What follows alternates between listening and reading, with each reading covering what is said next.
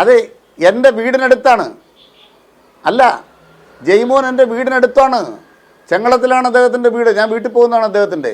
ആ ജയ്മോൻ്റെ ഈ പറയുന്ന അദ്ദേഹത്തിൻ്റെ JCB വന്നപ്പോൾ കൊണ്ട് കയറത്തിന് കാരണം എന്താണ്? ഒരു 4 കെട്ടിനകത്ത് കിടക്കുന്ന പോലെയാണ് ഈ സ്ഥലം. പണ്ടൊക്കെ പണിത കെട്ടിടമല്ലേ, അതിനിടയ്ക്ക് കൂടെ വഴിയുണ്ടോ? അപ്പോൾ എന്ത് വേണം? വഴി ഉണ്ടാക്കണം. എങ്ങനെ വഴി ഉണ്ടാക്കും? കെട്ടിടം പൊളിക്കണം.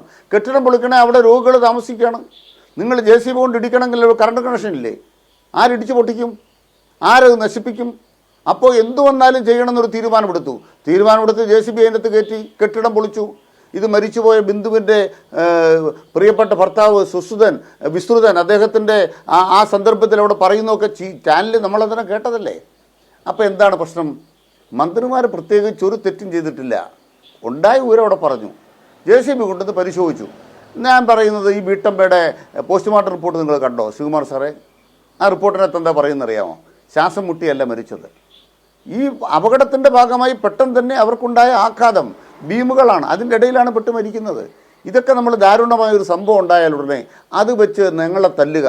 ആരെയാണ് നിങ്ങൾ തല്ലുന്നതെന്ന് അതൊക്കെ പറയാമോ എന്നാണ് ഇപ്പോൾ ചില മാധ്യമങ്ങൾ ചർച്ച ചെയ്യുന്നത്.